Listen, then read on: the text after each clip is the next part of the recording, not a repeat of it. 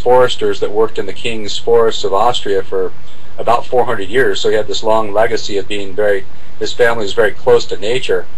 And through his observations in high alpine streams, he would watch trout, and he would say he wondered, how could a trout sit there motionless in this fast rushing stream, without having to beat its tail and wear itself out just to remain in its stationary position. And what he discovered was that the trout would basically bring the water in through its gills, remove the oxygen, and create vortices. Those vortices would slide down the body of the trout and hold it still. And so what would happen also is that they would create an entrained vortex in front of the gills. And so if you throw a rock at the trout, it would just shoot like lightning up against this 35-mile-an-hour rushing stream without any effort whatsoever.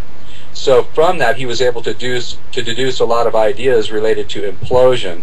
And from that, he was able to create implosion motors, which worked on either air or water. And all they did was, you fire them up with a starter motor, and you get them up to, say, 10, 20,000 RPMs, and it creates an organic suction. And so it inwinds the air and unwinds the air, and no fuel is required, and you create unlimited free energy.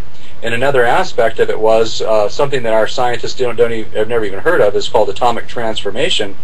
And that process happened through the vortex. The extreme fine inwinding of the vortex would release what he called ethericities, or this biomagnetism, which it would actually make the machine lift. So levitation was discovered by Victor Schauberger. So we really don't need any aliens or or extraterrestrials or whatever to give us this technology. It was already created here by by human thinking. They've got to be really the elitists, the people that the J.P. Morgans out there that basically captured and transformed Tesla's technology. Yeah. Tesla 100 years. We could have had this 100 years ago, and we even had the UFOs over 100 years ago. Right. Well, Tesla created the rotating magnetic field, in order to create electricity in 1880. That's when his first vision was. By 1892, he'd already created the wireless broadcasting of electricity. So this entire infrastructure we've got with all these poles and electric lines and all this stuff, it was already archaic in 1892. But Morgan, like you said, didn't want it to, he couldn't put a meter on it, so they made sure that this technology did not come to market. And that's one of the greatest sins that's ever happened to humanity, is the suppression of this that would have given us all unlimited power. Yeah, we would this whole country would have been forested if we hadn't cut it all down for telephone poles and and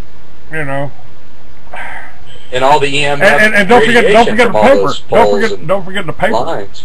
I mean, William Randolph Hearst helped him steal our #1 cash crop, billion-dollar crop in the 30s, and right. that was hemp. Yes, and our Constitution was printed on hemp paper. Our flag was made out of hemp paper, and you catch me with a little hemp, I'll go to jail in most states. Right, and then Hearst went and cut down most of the forests of the Northwest. I'll smoke to that. All these beautiful trees were just slaughtered for his empire. Yeah, and you can look at it and say 1 acre of hemp produces as much paper as 5 acres of trees, so it's a no-brainer. I mean, basically what it comes down to is self-sufficiency. Hemp has been used for over 6,000 years throughout human history, and basically every settlement in all the early, anthropological areas that have been studied, they find these small plots of hemp, with these older settlements. So hemp has been a necessity to human life forever, as far as history goes. That's right. And it's just one more of those things that, if they take our power, if they take our sufficiency, then we need them. And that's what we really need to focus on now, is solutions. And the only way that we're going to get out of this mess is to not look toward them to help us, because they've never helped us, and they never will. All they give a damn about is themselves. And if that isn't apparent to everybody by now, then you've been on the dark side of the moon far too long, folks. Let me take that opportunity to stress this. This is up on my website. June 9th, 2011, by the authority vested in me as President by the Constitution and laws of the United States of America, in order to enhance federal engagement. Remember the last federal engagement? I think that was called Waco.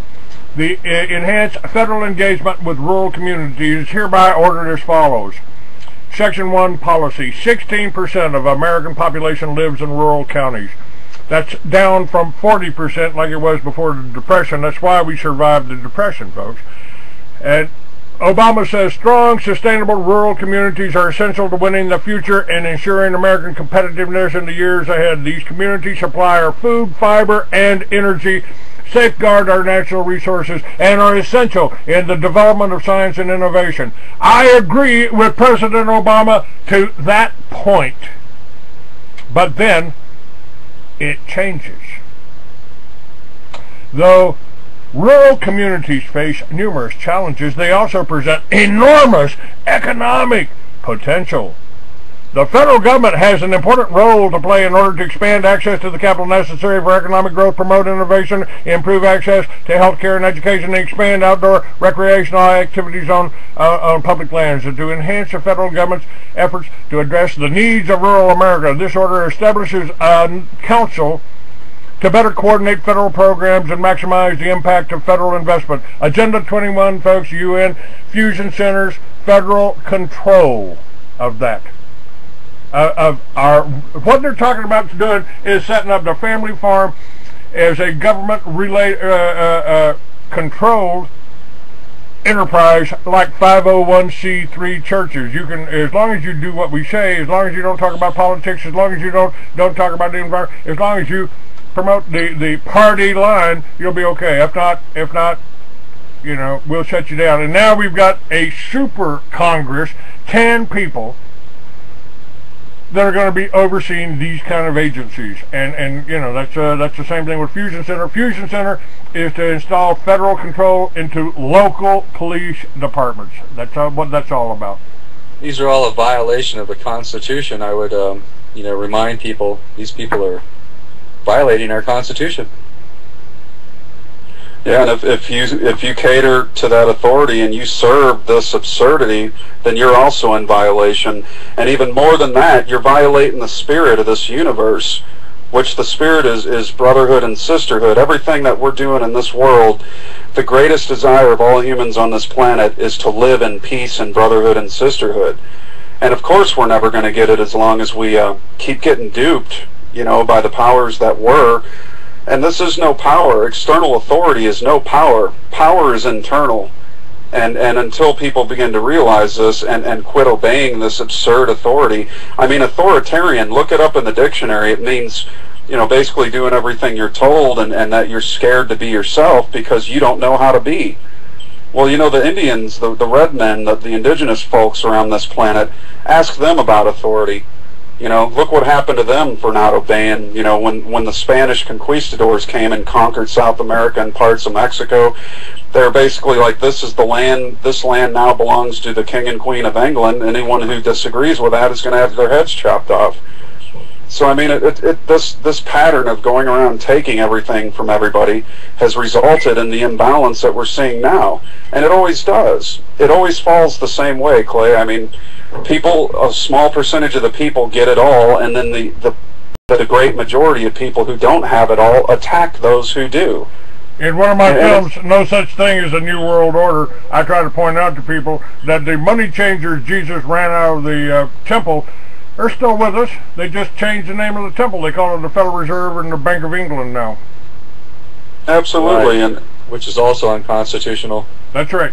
And folks, you know, this whole budget debate and you know, setting up a super council, more government, more government, more government. And pretty soon the only people you've only got one class of people working, and the rest of them are living off off of all of your labor and all of your taxes. That's it. That's right, but you know, I'd rather pay for those people than the ones trying to hoard power over us, you know. And I'll tell you what, a lot of these poor folk don't want to be there. They have no other choice. They can't keep working when there's no jobs, and they can't. I know people that work full time at Walmart but still get food stamps. How do you explain that? If we had decent wages and we had a productive, what we should be producing is free power. And like a lot of people say to us, well, the wires, if energy suddenly became free, then we would go bankrupt and the entire economy would collapse. I beg to differ. Think of the amount of jobs we could have taking down all the damn telephone poles that are up all over the country. Think of all the money we could recycle in copper for all those electric lines run through your house. That's what we're talking about. This free energy would create new industry, and it would create self-sufficiency. It would also lower the welfare rates. It's a no-brainer. It absolutely makes sense to go with a machine in everyone's house that's off the grid and off the meters, and we would see a reduction in all the things we don't like EMF, pollution, all this stuff. The lines at the gas station would disappear. Or we keep the grid and we all enrich ourselves until everybody's wealthy. Then we take the grid down. We sell the energy back to industry.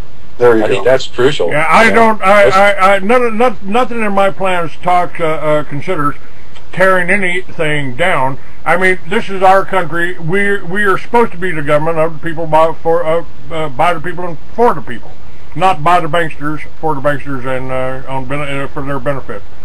We don't have to work for them. Right. That's right. What about the generation of power? I was kind of amazed. Other than Paul Pantone, I didn't see any magnetic motors, even demonstrated.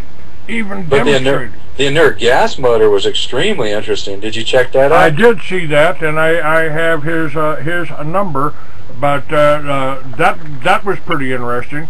But I would interview him for sure. That was amazing. They said all it took was 31 cents of inert gas to run the machine for 4 months, and it was 250 horsepower.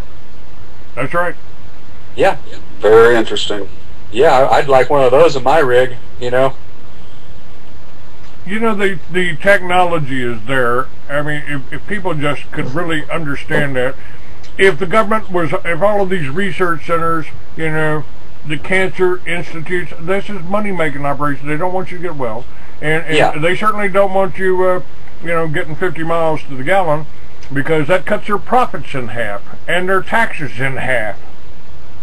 Yeah, these big megalithic operations like the Heart Foundation, the Cancer Foundation, they just rake billions. The AIDS Foundation, it just goes on and on and on. And then nothing's ever cured by these foundations, and they don't want it to be cured because then they'd be out of power also. Right. See, and that brings us again to that fundamental philosophical aspect of what it is that drives this machine. It's greed, and that's a human flaw. And so when you associate yourself with this authority, this line of thinking, which is basically the monarchical families, still trying to hold on to their illusion of power over the rest of us. I agree with David Icke in this aspect, in that these people are only powerful because we enable them. And in that way, we do have a responsibility to no longer enable them. In other words, to think outside of the box and start really perpetuating our own independence. It is time for a second American Revolution, but it's also time for a revolution of humanity. And it doesn't need to be violent. It just needs to be a revolution of the expansion of consciousness, which the universe is aiding us with. Everything that we could ever want and ask for in terms of the ability to think and decipher what we're living in and what we're a part of is available to us. And if every man desires freedom and works together with other men who desire freedom, as did our founding fathers, we will attain freedom, because that's the way it works. Now, hard work always produces right action. Everything that you've said here, I agree with, and that's really the basis. I ask myself, how did we live 10,000 years ago? Before the banks, before the computers, before guns. How did we live? We lived in cooperation, in cooperative efforts, cooperative farms. We lived near villages. Some of us worked in towns, and we had food growing all around us. We had windmills on every ranch coming out west to pump our water. That's right. And it generated 12 volts. You know, it wasn't a bad way of life. And I think we could get back to that, but it requires people cooperating. And this is everything is a double-edged sword. The computer is tremendous. It's the internet is tremendous. It gives us the ability where this show is going all over the world. 365 people are listening to this show and listening to you and I all over the world. And those ideas spread. Yes, we don't want to dominate nobody. You don't want to live in an all-white village? No problem. No problem. You want to live in a village that speaks Mexican and serve enchiladas in your restaurant there? No problem. We can live together. We all bleed together. And if we're all working for each other's benefit, instead of a bunch of elitist, blood-sucking bankers out there, we're all going to be better off. And we do outnumber them. Yes. But the problem is, and they play on this, the internet separates us. We ain't sitting around a campfire passing a joint and talking about the war in Vietnam or Iraq or Afghanistan or soon to be in Iran. No, we're not. But what we are doing, don't let that cloud you, Clay, because what we're finding out, at least for me, is that there are many like minds all over this planet, and that's what I think I'm learning from the internet. Because if we were all in one place, say Sedona, Arizona, they'd have nuked the son of a gun off the planet already. So we're kind of safer being spread out. And that's what the government is really scared of that, because we talked about that in Lewis Beam. Leaderless resistance. That's right. If you don't have a head, then how can they chop it off? And that's what this is, a concerted bodily effort, that the majority of the body of humanity is tired and strung out from this system of greed and control and manipulation, and we want the right to autonomy back. We want the right to the fruits of our own labors, and they have removed our fruits and made them all illegal. So what are we to do at that point? Do we continue to cater to this authority that is obviously hell-bent on enslaving every man, woman, and child in the world to an ideology that revolves around satanic method? Or are we true humanity, true humans with beating hearts that do understand the creative principles and forces within us that make us all alike each other? When it said all men were created equal, what that truly means is that we all have the potentiality to become either great men or weaklings. And a lot of men think the power lies in the external apparatus of the animus figure or the father government. They're going to find out the hard way, though, and they always have throughout history. You read any history of any fallen empire, and it's always the same thing.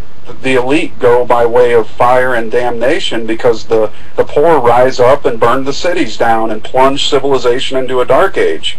And we're on the verge of that again, and these people actually think they're going to be safe. If there's 10,000 people outside of your castle walls with guns, rifles, shotguns, and you got 50 highly trained security guards, those guys are going to look at the 10,000 people and go, I didn't sign up for this. They're going to be jumping the walls, dropping their weapons, and acting like they're one of the mob.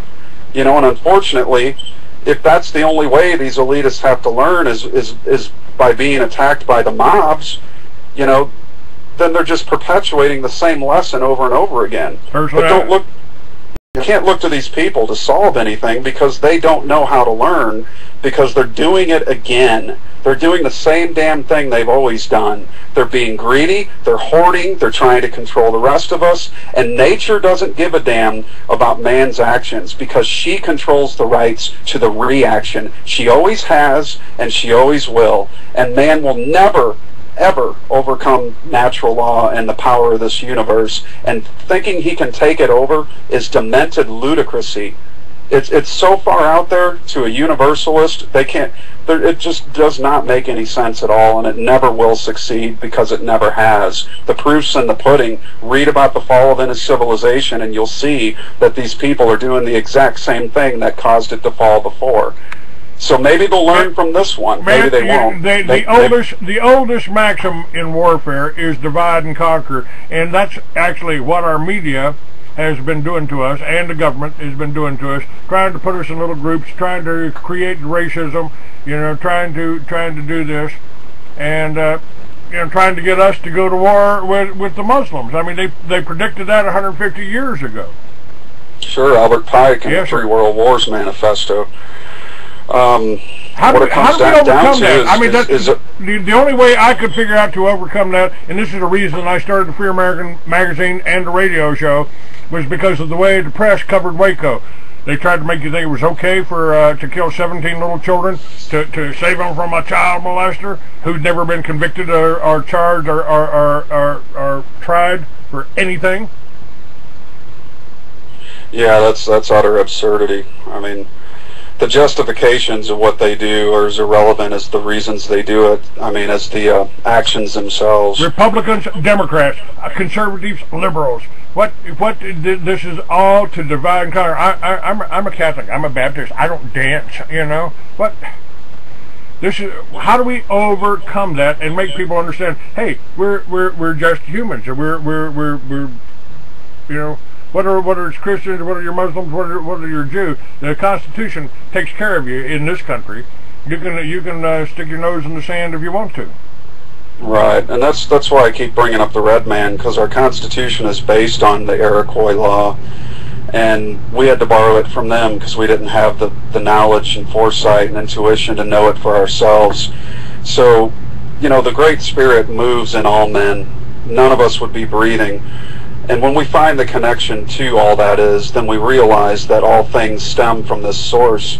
And when we realize that, we can't possibly harm another. And that's the problem with where we're at. I mean, we think harm is justified to a certain group of people because they don't live like we do.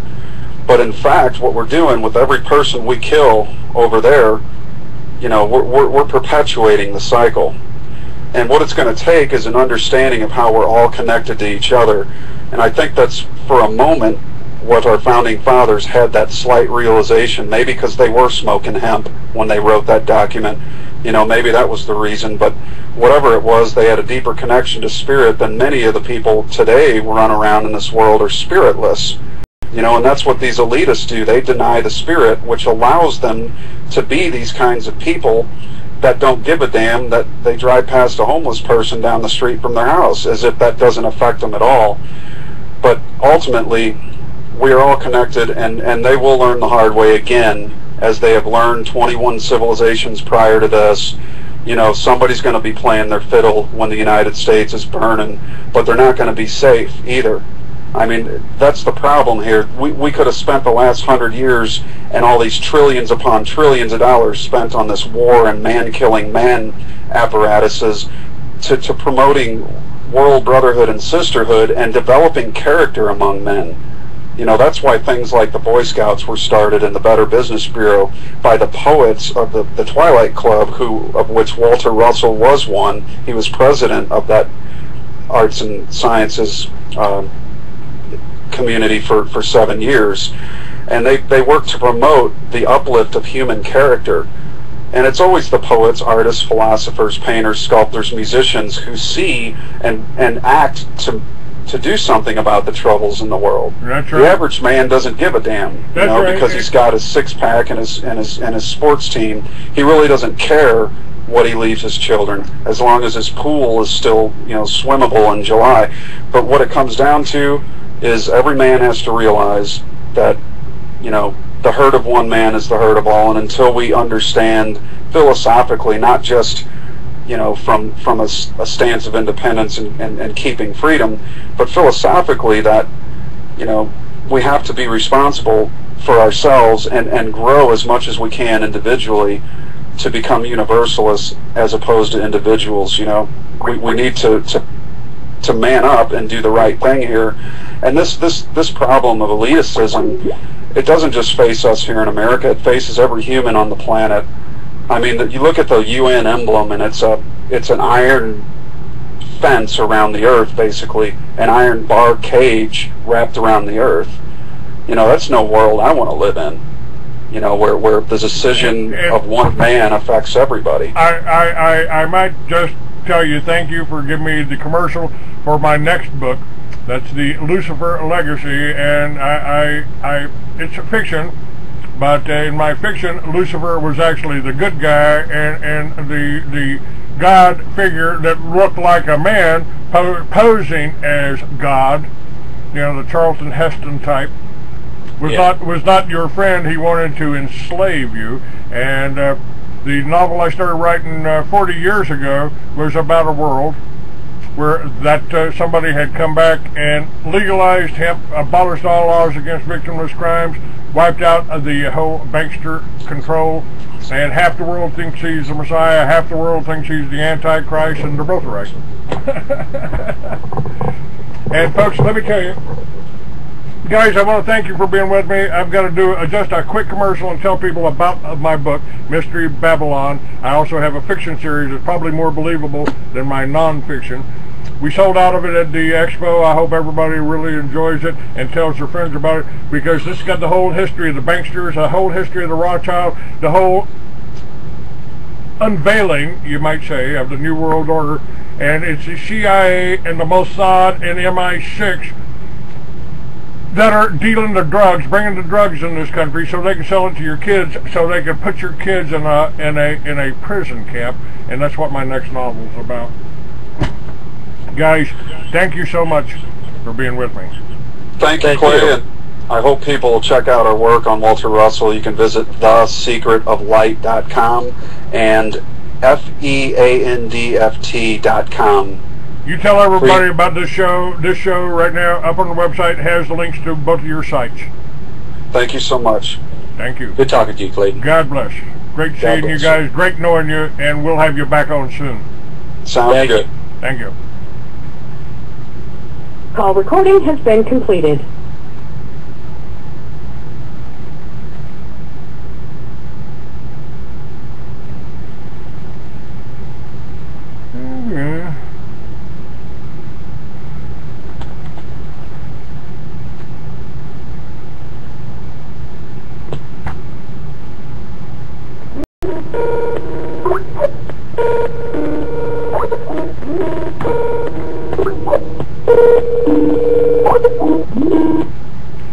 Hello, Russell. Didn't you see me in the queue? What? What's that? Didn't you see me in the queue? I listened to the whole show almost. Oh, did you? I'm sorry I didn't bring you up with. I'm sorry I didn't bring you up with them. I was just closing out. But you're still on, and I believe I'm still even recording here. Yeah, I got about 4 minutes. How come we didn't see you in Albuquerque? Didn't make it. I see that. I had something come up that I wasn't expecting, and it just kept me from making it. Went to the airport to try to take a flight, and they didn't let me on with what I had. They didn't understand it. And I made it look like a crystal radio set on the outside, kind of like on the outside with something in the middle, and had a speaker over it, so it would look like it worked, you know? And they didn't want that on the airplane. They didn't want that in the airport. They didn't understand what it all was. And it wasn't supposed to understand. It's just a radio, right? Yeah. One part of it looks different than any radio they've ever seen. Well, Colleen is not with me anymore, but I'm still doing Liberty Villages. I just had the guy that had land on up in Sturgis, and we're shooting for next year. And you know, we've still got the links on this. So I'm willing to work with you if I can see a working model. All you got to do is send it to me. The post office will certainly deliver one. Yeah. There's no problem. Okay, let's do that. I was just trying to figure out what happened with you. What happened? I guess I need to talk about that off here, huh? Yeah, she decided I was a bully. She didn't like